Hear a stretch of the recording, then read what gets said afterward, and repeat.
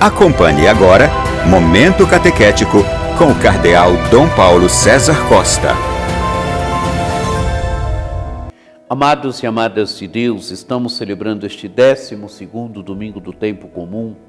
Temos diante de nós um texto tirado do capítulo 4 do Evangelho de São Marcos, dos versículos de 35 a 41. Naquele dia, ao cair da tarde, Jesus disse a seus discípulos: "Vamos para outra margem." E eles despediram a multidão e levaram Jesus consigo, assim como estava na barca.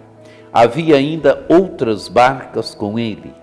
Começou a soprar uma ventania muito forte e as ondas se lançavam dentro da barca, de modo que a barca já começava a encher.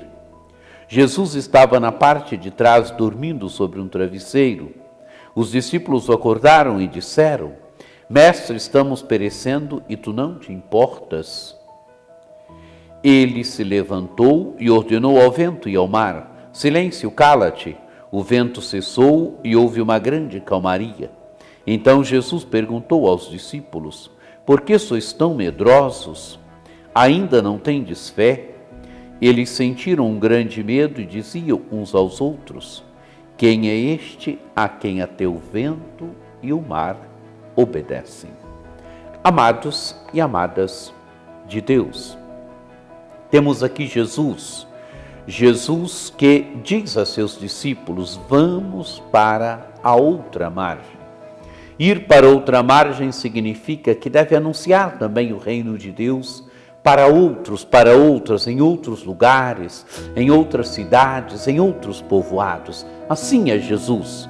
Jesus, ele vai de aldeia em aldeia, de cidade em cidade, colocando em movimento o reino de Deus. O estar em movimento de Jesus nos evangelhos que nós encontramos manifesta sempre a missão de Jesus.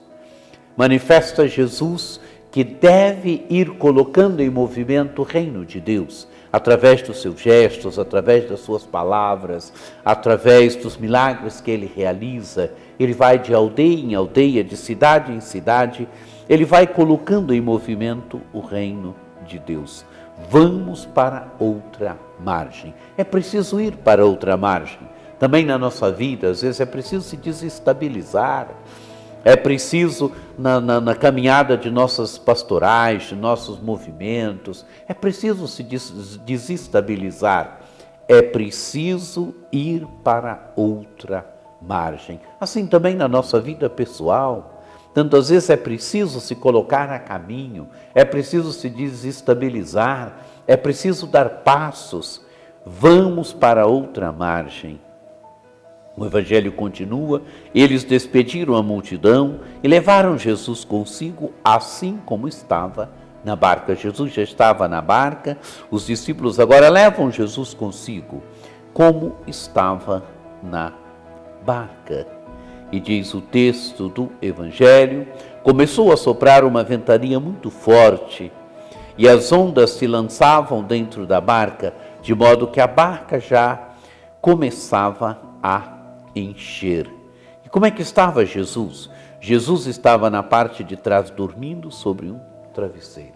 Amados e amadas de Deus, agora a barca está no mar e a barca está agitada. Agitada o quê? Agitada pela tempestade, agitada pelo vento, diz o texto do Evangelho.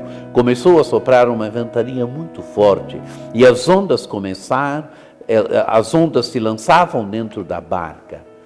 Vento, o mar agitado, a barca fica agitada. Essa barca, amados e amadas de Deus, representa a igreja. Representa aqui a barca de Jesus com os discípulos, mas a barca de Jesus com os discípulos no decorrer da história é a igreja. A igreja é essa barca de Jesus com os discípulos, onde Jesus está presente na barca, onde nós somos os discípulos e discípulas de Jesus, que seguimos Jesus. E em tantos momentos, essa barca se torna agitada. E em tantos momentos da história, a barca ficou agitada. Em tantos momentos da história, experimentamos a barca da igreja agitada, agitada pelos ventos, agitadas porque o mar está agitado, agitada pelos acontecimentos. Em tantos momentos, essa foi a experiência.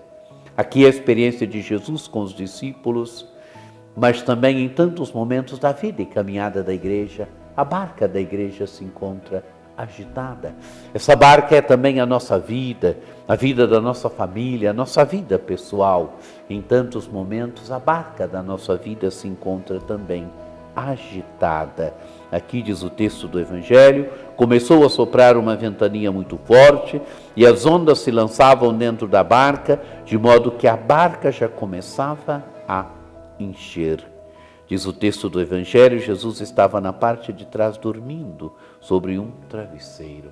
Amados e amadas de Deus, Jesus está dormindo, mas Ele está na barca.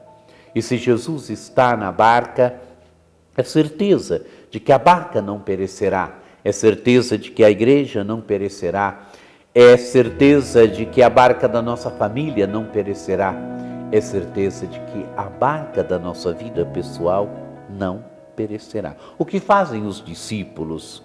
Os discípulos o acordaram e disseram: Mestre, estamos perecendo e tu não te importas? Amados e amadas de Deus, é claro que aqui Jesus devia estar cansado, Jesus devia estar cansado da pregação, Jesus devia estar cansado dos sinais que realizou, por isso está dormindo, está na parte de trás dormindo. Mas Jesus está na barca da igreja também. Em tantos momentos nós não conseguimos perceber a sua presença.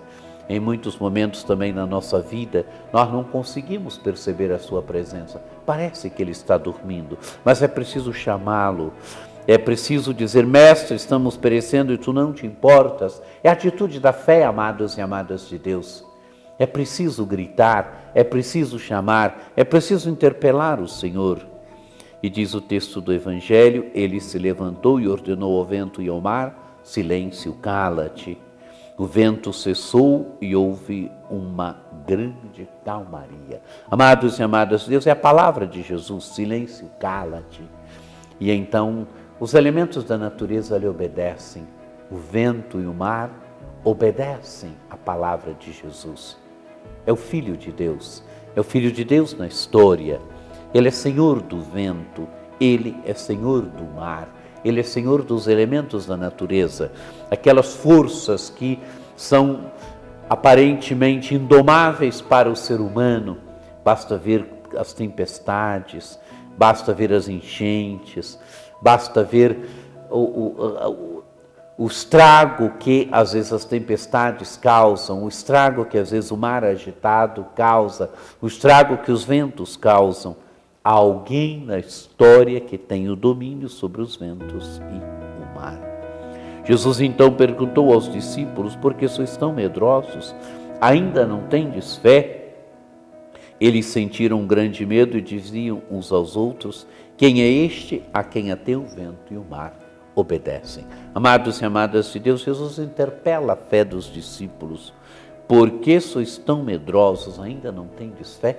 Jesus interpela a fé dos discípulos. É preciso ter fé, é preciso ter certeza que o Senhor está na barca, que o Senhor tem domínio sobre o vento, sobre o mar. É preciso ter certeza de que se o Senhor está na barca, a barca não perecerá, mas é preciso chamá-lo, é preciso se dirigir a Ele, é preciso interpelá-lo. E agora os discípulos se perguntam: quem é este a quem até o vento e o mar obedecem? Amados e amadas de Deus, Jesus. Jesus é aquele que tem o domínio sobre o vento, sobre o mar. É o Filho de Deus que é Senhor do vento, é o Filho de Deus que é Senhor do mar, é o Filho de Deus que é Senhor dos elementos da natureza, é o Filho de Deus que é Senhor da história. Nos encontremos então com a beleza deste Evangelho e tenhamos essa certeza. Jesus está no barco da igreja, Jesus está no barco da vida da nossa comunidade, Jesus está no barco da nossa família, Jesus está no nosso barco. E se Ele está no barco, é preciso ter fé, é preciso viver da fé, é preciso ter certeza que a história não perecerá, que a nossa vida não perecerá, que a igreja não perecerá, que a vida da nossa comunidade não perecerá. É preciso termos confiança, é preciso termos fé. Que você tenha um domingo muito abençoado, que por intercessão de Nossa Senhora Aparecida, desça sobre vós, sobre vossas famílias, a bênção do Deus Todo-Poderoso, que é Pai e Filho e Espírito Santo. Amém.